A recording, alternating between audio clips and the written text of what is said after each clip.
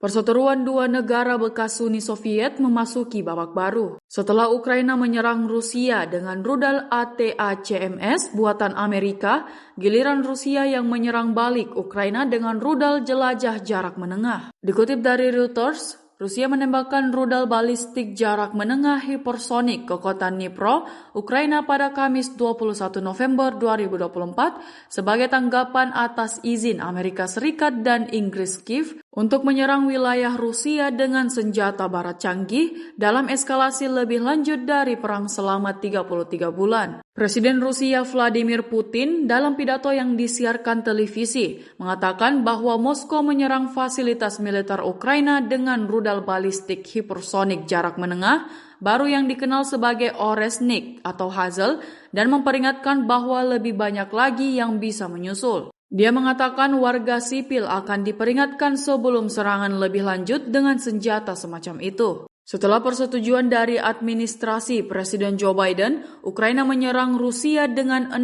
ATACMS buatan Amerika Serikat pada 19 November dan dengan rudal Storm Shadow Inggris dan HIMARS buatan Amerika Serikat pada 21 November, kata Putin. Diprediksi ketegangan akan terus meningkat dalam beberapa hari ke depan.